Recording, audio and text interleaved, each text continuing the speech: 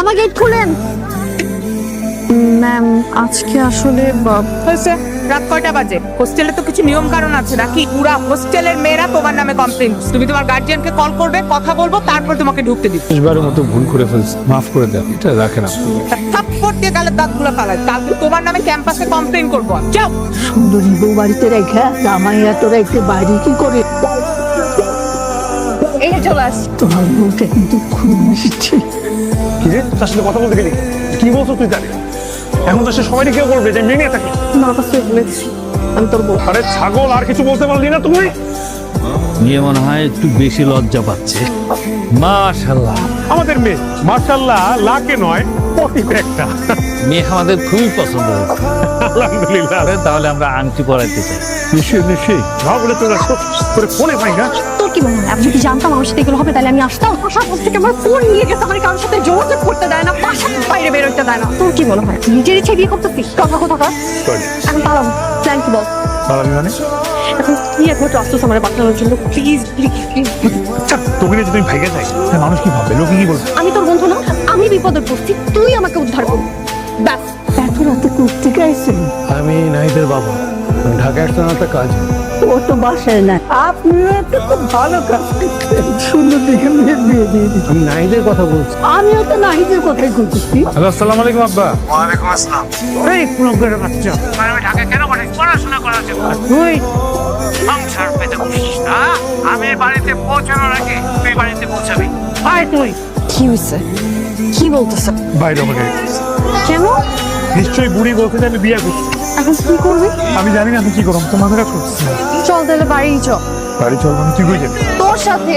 এ ছাগল, তুই শুনছ না আমি কি বলছি? তুই যদি এখন বাড়িতে যা, গিয়ে যদি বলো যে তুই বিয়ে করছ, কেউ তোর কথা বিশ্বাস করবে না। আমি গিয়ে যদি সত্যিটা বলি, আমার কথা কিন্তু বিশ্বাস করবে।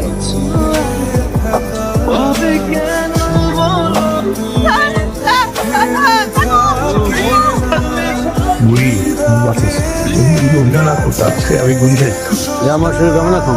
আমার অবস্থা এখন আগে থেকে একটু ভালো। আমরা আসলে বিয়ে করিনি, নাহিদের বাসায় থাকছি এটা সত্যি, কিন্তু আমরা বিয়ে করি নাই।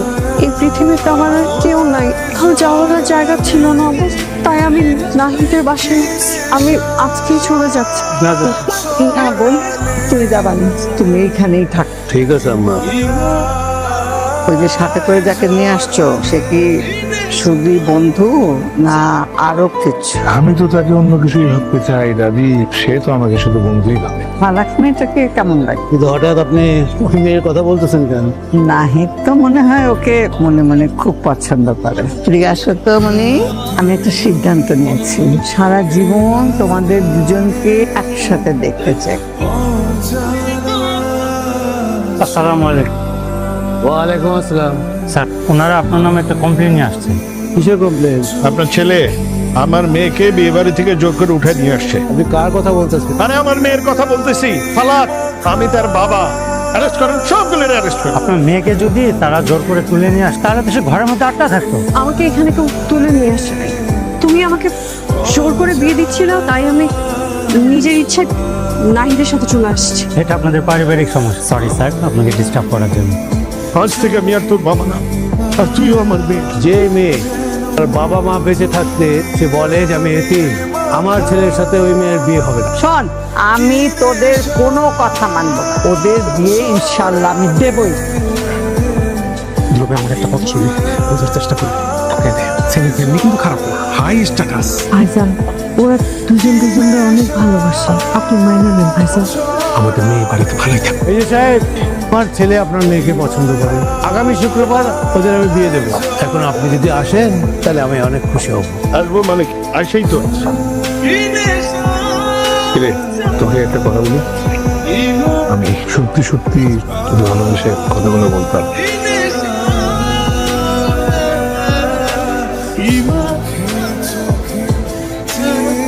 মেয়েটা তো আমি খুবই আছে।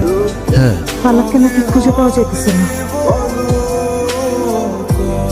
সবসময় যিনি আমাদের পাশে ছিলেন উনি চলে আসছেন। স্যার, আপনার অবদানের কারণে প্রতি বছর অনেক ক্যান্সার রোগী সুস্থ হয়ে বাড়ি ফিরছে। আজ আপনার জন্মদিন উপলক্ষে আমরা সবাই ছোট্ট একটা কেক কাটার আয়োজন করেছি। যে অবশ্যই কেক কাটবো।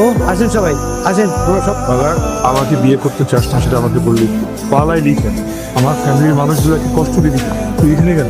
আপু, একদম ন্যাচারাল মেকআপ করবেন। আপনি কান্না করতেছেন কেন? আমার মা খুবই অসুস্থ, প্রতি সপ্তাহে 1 পেট করে ব্লাড দিতে হয় তাকে। আজকে যে কোনো ভাবে ও ব্লাড দিতে হবে। কোথাও এ নেগেটিভ ব্লাড পাচ্ছি। আমার ব্লাড গ্রুপ এ নেগেটিভ। আপনার মাকে আগে আমরা ব্লাড দিয়ে আসি, তারপর আমার মেকআপ। আপনি এর আগে কখনো ব্লাড টেস্ট করেননি? কিন্তু কেন? আপনার ব্লাডে একটা সমস্যা ধরা পড়ে। কি রকম সমস্যা? আপনার ব্লাড ক্যান্সার ধরা পড়েছে। জেনে শুনে তোর লাইফটা কিভাবে নষ্ট করতাম বল? এই একটা বছর 100 বছরের সমান মনে হচ্ছে। বিশ্বাস কর, এই 1 বছরে 1 সেকেন্ডের জন্য তোকে ভুলতে পারি। বিয়ে বাড়ি থেকে শুধু ওই ছেলেটাকে বিয়ে না করার জন্য তোর সাথে পালাইনি। আমি তোকে ভালোবাসি, তখন থেকে আমার সব, আমি তোর বউ হব।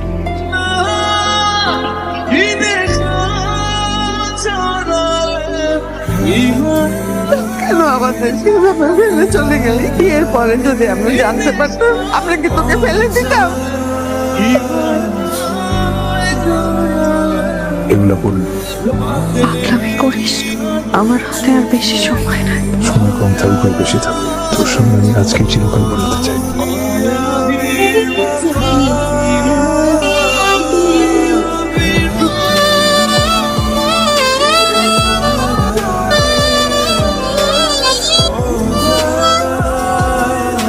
তোকে তুমি থেকে তুই করে ভালোবাসি তো।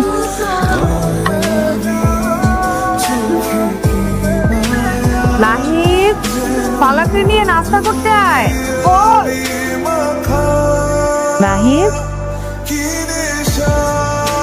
আর বেশি সময় নাই। সময় কম থাকুক বেশি থাকুক, তোর সঙ্গে আমি আজকে চিরকাল বলতে চাই।